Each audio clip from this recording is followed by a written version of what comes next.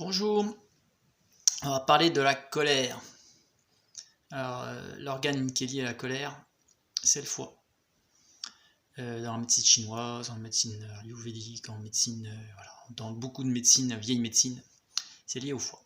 Donc, quand on a des problèmes au foie, il est possible que ça soit la colère. Possible, attention, hein, c'est pas systématique. Alors, le processus de la colère, en fin de compte, comment ne pas se mettre en colère et surtout connaître ce fameux processus de la colère. Parce que pas se mettre en colère, c'est assez compliqué, n'est-ce pas? On est bien tous d'accord là-dessus.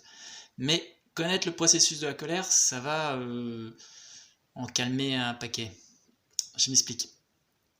Comment fonctionne la colère, en fin de compte?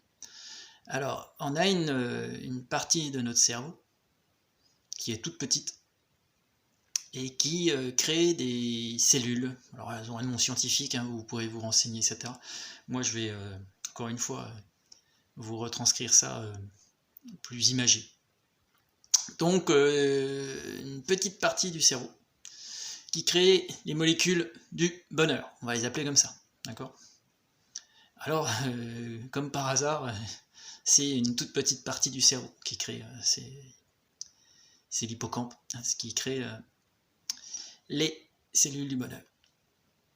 Donc, comme c'est une petite zone, on n'en crée pas énormément, d'accord? Et puis, le souci, c'est quand on se met en colère, eh ben, on crée une autre molécule qui va aller tuer ces molécules du bonheur.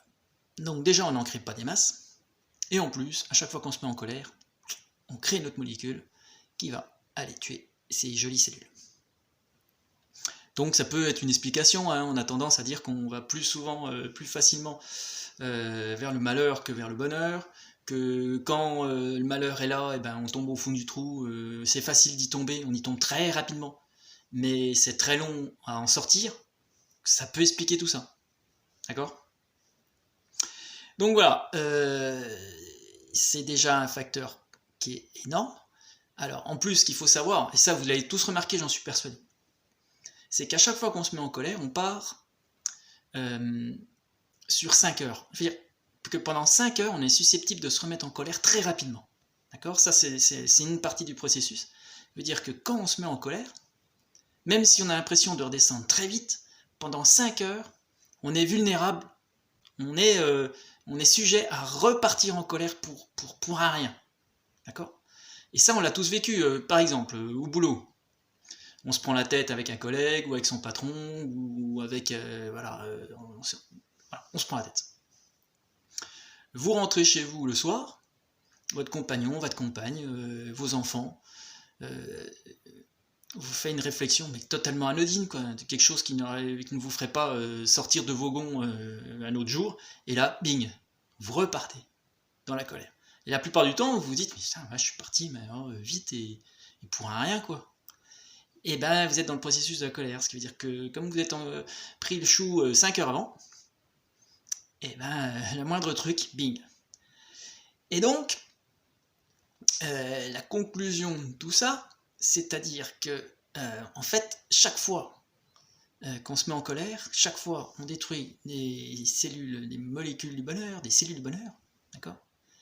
Et ben du coup, et ben on se tue à petit feu.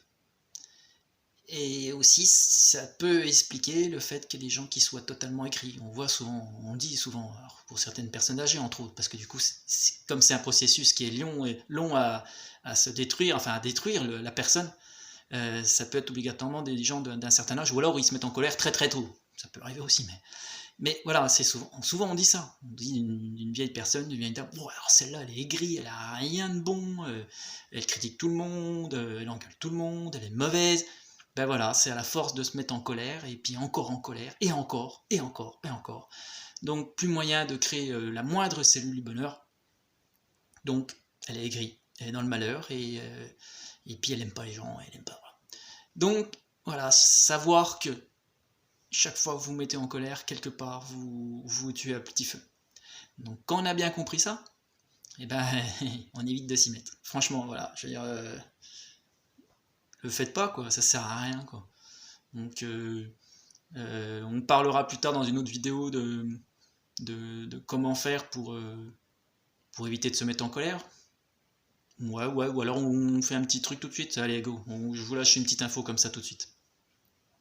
Alors en fin de compte, dans plein de choses, dans pleine culture, spiritualité et tout, il y a plein de choses qui reviennent au même principe.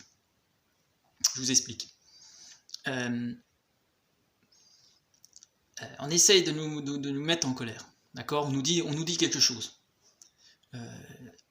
qui pourrait nous faire mal. Encore une fois, qui pourrait, attention, parce que c'est nous qui décidons que ça nous fait mal ou pas. Vous allez comprendre.